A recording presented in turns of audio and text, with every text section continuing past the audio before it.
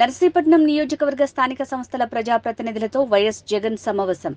నర్సీపట్నం నియోజకవర్గానికి సంబంధించి ఈరోజు ఇక్కడికి వచ్చిన మన ఎంపీటీసీలు, మన జెడ్పీటీసీలు, మీ అందరినీ కూడా ఇక్కడికి ఆహ్వానించడానికి కారణం బహుశా మీ అందరికీ కూడా తెలిసే ఉంటుంది. దాదాపుగా 90 చోట్ల ఎన్నికలు జరిగితే ఈ నర్సీపట్నం నియోజకవర్గంలో 62 చోట్ల మన వైఎస్ఆర్ కాంగ్రెస్ పార్టీనే గెలవడం జరిగింది. మామూలుగా అయితే జిల్లా వ్యాప్తంగా కూడా చూస్తే ఎమ్మెల్సీ ఎన్నికలు ఇవాళ జరుగుతూ ఉన్నాయి. ఈ స్థానిక సంస్థలలో గెలిచిన అభ్యర్థుల నుంచి వాళ్ళు ఓటు వేస్తే ఎమ్మెల్సీగా ఇక్కడ గెలవడం జరుగుతుంది. అలాంటప్పుడు మన పార్టీ తరపున, మన పార్టీ బీఫామ్ మీద, మన పార్టీ జెండా మీద, మన పార్టీ తరపున గెలిచిన వాళ్ళు దాదాపుగా 600 చిల్లర మంది మన పార్టీ తరపున గెలిచిన వాళ్ళు ఉంటే, తెలుగుదేశం పార్టీ తరపున గెలిచిన వాళ్ళు కేవలం 200 చిల్లర మాత్రమే ఉన్నారు. అంటే మనకు వాళ్లకు మధ్య తేడా 387 స్థానాలు మనకు వాళ్లకు మధ్య తేడా ఉంది. మరి ఇంత తేడా ఉన్నప్పుడు మామూలుగా ఎవరు పోటీ పెట్టకూడదు. ఎందుకనంటే ఈ ఎన్నికలు జరిగిందే ఆ పార్టీ గుర్తు మీద, ఆ పార్టీ సింబల్ మీద గెలిచిన వ్యక్తులు ఓటు వేసే ఎన్నిక ఈ ఎన్నిక. అలాంటప్పుడు మెజారిటీ లేనప్పుడు ఏ ఒక్కరూ కూడా పోటీ పెట్టడానికి అసలు ముందుకే రాకూడదు. ఎందుకనంటే మెజారిటీ లేనప్పుడు కూడా పోటీ పెట్టే కార్యక్రమం జరుగుతూ ఉంది అని అంటే దాని అర్థం ఏమిటి? అటువైపున వాళ్ళను కొనుగోలు చేసే కార్యక్రమంలో ముఖ్యమంత్రులుగా ఉన్న వ్యక్తులు గ్రీన్ సిగ్నల్ ఇస్తూ ఉన్నట్టు. నిజంగా ముఖ్యమంత్రిగా ఉన్న వ్యక్తి డెమోక్రసీని కాపాడాలి.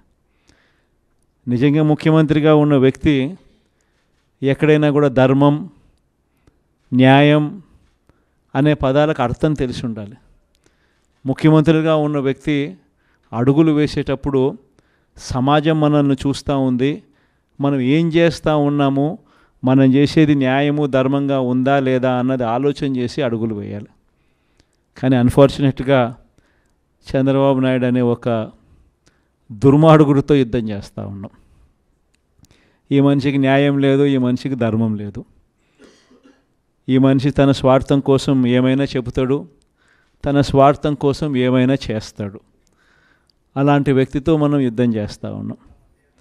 ఈరోజు జరగబోయే ఎన్నిక కూడా ఇంచుమించు అలాంటి ఎన్నికే జరగబోతూ ఉంది.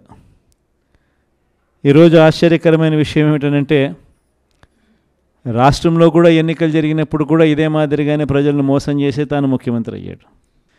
ఇదే మాదిరిగా ఎన్నికలప్పుడు నాకు కూడా చెప్పారు.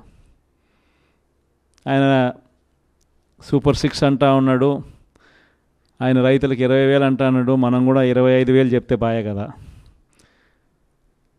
ఆయన నీకు 15,000, నీకు 15,000, నీకు 15,000, నీకు 15,000 అని చెప్తా ఉన్నాడు. ఆ ఇంట్లో తల్లి కనపడితే నీకు 18,000 అని చెప్తా ఉన్నాడు. ఆ ఇంట్లో ముసలాం ఎవరైనా బయటకు వస్తే నీకు 4,000 నెలకు, 48,000 నీకు అని చెప్తా ఉన్నాడు. మరి ఇంత మాదిరిగా ఈ మాదిరిగా ఆయన ఆశ పెడుతూ, మభ్య పెడుతూ, మోసం చేస్తూ, ఈ మాదిరిగా ప్రతి ఇంటికి వాళ్ళ మనుషులను పంపించి వాళ్ళ ఎమ్మెల్యేల చేత, వాళ్ళ మనుషుల చేత ఈ మాదిరిగా క్యాంపెయిన్ చేయిస్తూ ఉన్నారు. ఇంత అబద్ధాలను క్యాంపెయిన్ తట్టుకొని మనం కూడా చేయగలుగుతామా ఎన్నికలు? మనం ఎన్నికలు చేయలేము ఈ మాదిరిగా. మీరు కూడా కాస్తో కూస్తో ఆ మాదిరిగా చెప్పే కార్యక్రమం మీరు కూడా ముందుకు రావాలి అని చెప్పి కూడా నా మీద కూడా చాలా ఒత్తిడి తీసుకొచ్చారు. మన వాళ్ళే, దగ్గర వాళ్ళే, నా కోసమే, మన పార్టీ కోసమే అనే భావనతోనే వాళ్ళంతా కూడా నాకు సలహాలు ఇచ్చారు. కానీ నేను ఒకటే చెప్పిన, మనం అబద్ధాలు చెప్పి ఆ కిరీటం మనం నెత్తిన పెట్టుకుంటే మాత్రం మనకేం సాటిస్ఫాక్షన్ ఉంటుంది? సరే అవుతాము, ముఖ్యమంత్రి స్థానంలో కూర్చుంటాము. అయిన తర్వాత రేపు పొద్దున మళ్ళీ జగన్ చెప్పినాడు అని మీరు ప్రతి ఒక్కరూ కూడా వైఎస్ఆర్ కాంగ్రెస్ పార్టీ అభ్యర్థులుగా చిన్న చిన్న కార్యకర్తల దగ్గర నుంచి మొదలు పెడితే ఎమ్మెల్యేల దాకా మీరంతా కూడా మళ్ళీ గ్రామాలు తిరుగుతారు. తిరిగినప్పుడు మీ పార్టీ చెప్పింది, మీ జగన్ చెప్పినాడు ఇవన్నీ చేయాలి, ఇవన్నీ చేస్తాను అని చెప్పి, మరి అవన్నీ చేశాడా, అబద్ధాలు చెప్పి మోసం చేశాడు కదా అని చెప్పే మాట మీలో ఏ ఒక్కరూ అనిపించుకోకూడదు అని కాలర్ ఎగిరేసి మా పార్టీలో ఉన్న ఏ కార్యకర్త అయినా కూడా, మా పార్టీలో ఉన్న ఏ నాయకుడైనా కూడా ఒక మాట చెప్తే ఆ మాట మీద నిలబడతాం అన్న నమ్మకం, భరోసానే వైఎస్ఆర్ కాంగ్రెస్ పార్టీ అని చెప్పి కాలర్ ఎగిరేసి చెప్పుకునే పరిస్థితి ప్రతి గ్రామంలో ప్రతి కార్యకర్తకు ఉండాలి. దానికోసమే నేను తాపత్రయపడ్డా. అందుకే అబద్ధాలు చెప్పలేకపోయాం. మనం 2019కి ముందు చంద్రబాబు నాయుడు ఇదే మాదిరిగానే 2014లో ఇదే మాదిరిగా చెప్పాడు.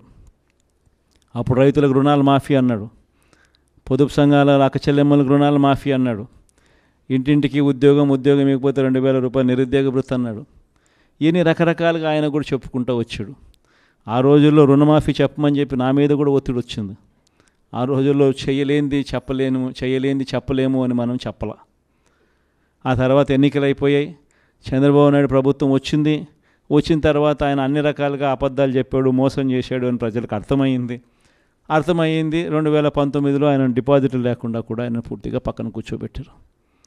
2019లో మళ్ళీ మన పార్టీ అధికారంలోకి వచ్చిన తర్వాత ఈ రోజుకి కూడా నేను చెప్తా ఉన్నా, ఈ రోజుకి కూడా గర్వంగా మన పార్టీ నాయకులు ప్రతి ఇంటికి పోగలుగుతాము, ప్రతి గ్రామంలోనూ కాలర్ ఎగరేసుకొని తిరగలుగుతాం. మా పార్టీ ఎన్నికల మేనిఫెస్టోలో ఏదైతే చెప్పిందో దాన్ని ఒక బైబిల్గా భావించాం, ఒక ఖురాన్గా భావించాం, ఒక భగవద్గీతగా భావించాం.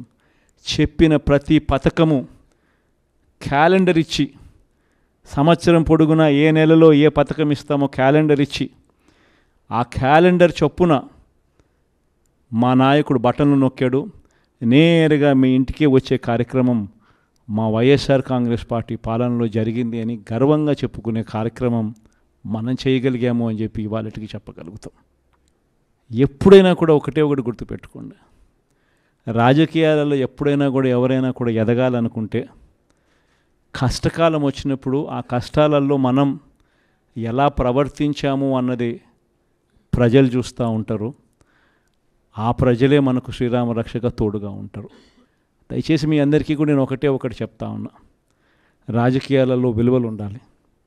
రాజకీయాలలో ఉన్నప్పుడు విశ్వసనీయత అన్న పదానికి అర్థం తెలిసి ఉండాలి. కష్టాలు వస్తాయి, కష్టాలు రాకుండా ఏ సృష్టి ఉండదు. కానీ ఒక చీకటి వచ్చిన తర్వాత ఖచ్చితంగా పగలు రాక తప్పదు. చీకటి వచ్చిన తర్వాత మళ్ళీ వెలుతురు రాక తప్పదు. ఆ చీకటిలో ఉన్నప్పుడు, ఆ కష్టాల్లో ఉన్నప్పుడు మనమేమిటి అన్నది ప్రజలు మనల్ని చూస్తారు. మనమేమిటి అన్నది ప్రజలు మనల్ని చూసినప్పుడు ప్రజలు మన పట్ల ఫలాని వాడు మా నాయకుడు అని చెప్పుకునేంత రీతిలో మన యాటిట్యూడు, మన బిహేవియరు, మన క్యారెక్టరు, మన గుణగుణాలు ఉన్నప్పుడు ఆటోమేటిక్లీ మళ్ళీ మనం ఇప్పుడున్న స్థానం కన్నా ఇంకా పై స్థానంలోకి ఎదుగుతాం. ఇది మాత్రం ప్రతి ఒక్కరూ ఖచ్చితంగా గుర్తుపెట్టుకోమని కోరుతా ఉన్నా. మీ అందరికీ నేను ఒకటే చెప్తా ఉన్నా, జగన్ గురించి మాట్లాడాల్సి వస్తే ఎక్కడైనా ఏ ఇంట్లో అయినా కానీ ఎవరైనా ఏం మాట్లాడతారని అంటే, జగన్ బాగా చూసుకున్నాడబ్బా, జగన్ మా అందరికీ పలావ్ పెట్టాడు, బాగా చూసుకున్నాడు. కానీ చంద్రబాబు నాయుడు బిర్యానీ పెడతానన్నాడు, కాబట్టి కాస్తో కూస్తో మోసపోయాము. ఇప్పుడు ఆయన పాలన వచ్చింది, బిర్యానీ పోయింది, పలావు పోయింది, పస్తు పండుకునే పరిస్థితిలోకి వచ్చినాము అని చెప్పి మాట ఇవాళ ప్రతి ఇంట్లో కూడా వినిపిస్తూ ఉంది. కాబట్టి ఖచ్చితంగా చంద్రబాబు నాయుడు చేసే మోసాలు, అబద్ధాలను చాలా వేగంగా ఆయనకు చుట్టుకుంటాయి. ఈరోజు నిజంగా స్కూళ్ళు దారుణంగా చెడిపోయే పరిస్థితులకు వచ్చినాయి, హాస్పిటళ్ళు దారుణంగా చెడిపోయే పరిస్థితులకు వచ్చినాయి. ఈరోజు వ్యవసాయంలో రైతులందరూ మళ్ళీ క్యూలలో నిలబడే పరిస్థితులకి ఇవాళ కనిపిస్తూ ఉంది. ఇవాళ మొట్టమొదటిసారిగా మనం అధికారంలో ఉన్నప్పుడు నేరుగా ఇంటి దగ్గరికి వచ్చి తలుపు తట్టి సేవలు అందించే పరిస్థితి నుంచి ఇవాళ మళ్ళీ తెలుగుదేశం నాయకుల చుట్టూ తిరగాల్సిన పరిస్థితిలోకి మళ్ళీ ప్రతి గ్రామంలోనూ ఈరోజు ప్రతి పేదవాడు కూడా చేయాల్సిన పరిస్థితులు మళ్ళీ ఉత్పన్నమయ్యాయి. గవర్నెన్స్ దెబ్బతినింది, లా అండ్ ఆర్డర్ దెబ్బతినింది, స్కూళ్ళు దెబ్బతిన్నాయి, హాస్పిటళ్ళు దెబ్బతిన్నాయి, వ్యవసాయం దెబ్బతినింది. పేదలకు ఏదైతే తాను చేస్తాను అని చెప్పి ఏదైతే చెప్పినాడో ఆ చెప్పిన ప్రతి మాట కూడా అబద్ధం కింద ఈరోజు రుజువు అవుతూ ఉంది. ఈ పాటికే మీ జగనే ముఖ్యమంత్రి స్థానంలో ఉండింటే ఈ పాటికి రైతు భరోసా వచ్చేసి ఉండేది. మీ జగనే ముఖ్యమంత్రిగా ఉండింటే ఈ పాటికే అమ్మఒడి వచ్చేసి ఉండేది. మీ జగనే ముఖ్యమంత్రిగా ఉండింటే ఈ పాటికి అక్క చెల్లెమ్మలకి అందరికీ 0 వడ్డీ కింద డబ్బులు కూడా వచ్చుండేటివి. మీ జగనే ముఖ్యమంత్రిగా ఉండింటే ఈ పాటికే చదువుకుంటా ఉన్న పిల్లలకు విద్యా దీవెన, వసతి దీవెన కూడా ఈ పాటికే వచ్చుండేటివి. మీ జగనే ముఖ్యమంత్రిగా ఉండింటే ఈ పాటికే మత్స్యకార భరోసా కూడా అంది ఉండేటివి. మీ జగనే ముఖ్యమంత్రిగా ఉండింటే క్యాలెండర్ ప్రకారం ఈ పాటికే ఇవన్నీ పథకాలు వచ్చి ఉండేటివి. కానీ ఈ తేడా ప్రజలు గమనిస్తూనే ఉండరు. జగన్ లేనిదానికి జగన్ ఉన్నదానికి మధ్య తేడా అన్నది గమనిస్తూనే ఉండరు. ఈ 5 సంవత్సరాల పాలనలో మనం ధైర్యంగా ఉండి మనం గట్టిగా ప్రజలకు ఇంకా మనం చేరువుగా ఉంటే చాలు, ప్రజలకు మనం తోడుగా ఉన్నట్టుగా దగ్గరగా ఉంటే చాలు. ప్రజలే చంద్రబాబు నాయుడును తెలుగుదేశం పార్టీని తిడతాబోతారు. ప్రజలే చంద్రబాబు నాయుడును తెలుగుదేశం పార్టీని నామరూపాలు లేకుండా చేసే కార్యక్రమం కూడా ఖచ్చితంగా జరుగుతుంది. మనల్ని మళ్ళీ ప్రజలే దండలు వేస్తూ మళ్ళీ మనల్ని పిలుచుకునే కార్యక్రమం కూడా ప్రజలే చేస్తారు. కాబట్టి ఖచ్చితంగా మీరు ఈ విషయాలన్నీ గుర్తుపెట్టుకోండి. ఈ ఎమ్మెల్సీ ఎలక్షన్స్లో మనం అభ్యర్థిగా ఎన్నుకునేటప్పుడు కూడా మనం బొత్స సత్యనారాయణను ఎన్నిక చేసుకున్నాం. చేసే ముందు కూడా నేను అడిగా, అందరి ఎమ్మెల్యే అభ్యర్థులని అడిగా, అందరి పోటీ చేసిన ఎంపీ అభ్యర్థులు అందరినీ కూడా పిలిపించి అందరినీ అడిగా. అధికారంలో ఉన్నప్పుడైతే మనం ఎవరి పేరు చెప్పినా కానీ చెల్లుబాటు అయిపోతుంది. కానీ ప్రతిపక్షంలో ఉన్నప్పుడు మనం ధీటైన అభ్యర్థిని మనం పెట్టలేకపోతే ఆ పెట్టే అభ్యర్థి అన్ని రకాలుగా మోటుకునే కెపాసిటీ ఉన్న అభ్యర్థిని మనం పెట్టుకోలేకపోతే మనం నష్టపోతాము అన్నది ప్రతి అభ్యర్థి కూడా నాకు చెప్పడం జరిగింది. అంతా ఆలోచన చేసిన తర్వాత బొత్స సత్యనారాయణ అన్న పేరు యునానిమస్గా అందరం కూడా రైట్ అభ్యర్థి అని చెప్పి డిసైడ్ చేయడం జరిగింది. పార్టీ అంటే మనమంతా కలిసికట్టుగా ఒక్కటైతేనే పార్టీ అనేది మనం నడపగలుగుతాము అన్నది కూడా తెలిసి ఉండాలి. మనమంతా ఐక్యంగా కష్టపడే కార్యక్రమానికి మనమంతా అడుగులు ముందుకు వేయడానికి సిద్ధపడాలి అని మిమ్మల్ని అందరినీ కూడా కోరుతూ బొత్స సత్యనారాయణను మంచి మెజారిటీతో గొప్పగా మన పార్టీ ప్రతిష్టను పెంపొందించే విధంగా అందరం కూడా తోడుగా ఉండి సహాయ సహకారాలు అందించాలని మిమ్మల్ని అందరినీ కూడా కోరుతా ఉన్నాను.